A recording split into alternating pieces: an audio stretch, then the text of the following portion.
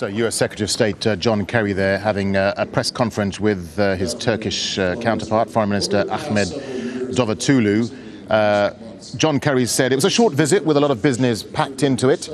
He said he attended the funeral of the Turkish security guard who was killed outside the US embassy last month in Turkey during an attack. He said the US stands strongly with Turkey in the fight against terrorism. On the issue of Syria, he said that they extended their discussions over ways to find a transition of political power in Syria. He said there is no legitimacy in a regime that commits atrocities against its own people. Let's now talk to Nisrin El-Shamaili. She's in Antakya on the Turkish-Syria border.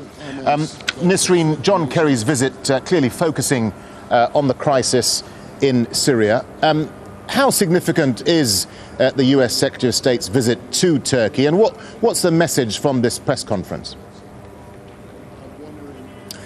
Well, actually, Darren, John Kerry gave very few messages on Syria. I think the Turkish administration, the government, expects to hear more than just these statements that they share a common ground when it comes to the removal of Bashar al-Assad, that he has to leave Syria, that they don't recognize his government as a legitimate one. So he basically outlined the very basics that have to do with how the two countries see the resolution of the conflict, which is that Bashar al-Assad has to leave. But from what we understand, I think Turkish officials are expecting the US to try to trust the opposition more, to try to give them, let's say, more logistical support. I'm not talking about arms just yet, because I think that both Turkey and the US are reluctant to provide arms for the rebels in Syria. We've heard John Kerry announce in Rome tens of millions of dollars to be given to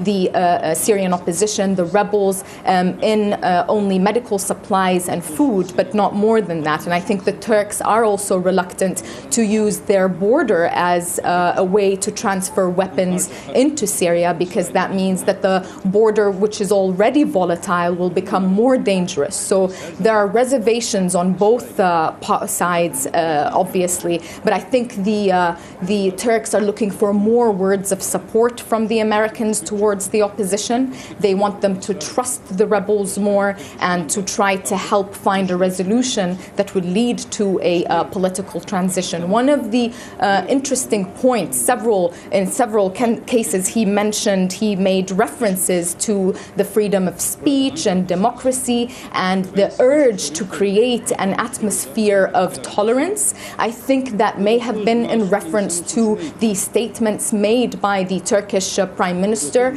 earlier this week, where at a UN forum in Vienna, he equated Zionism to a crime against humanity, and he even compared it to anti-Semitism and Islamophobia and fascism. And we saw a lot of strong statements coming from Israel and the United States saying that these words and comments are simply not acceptable and they're wrong.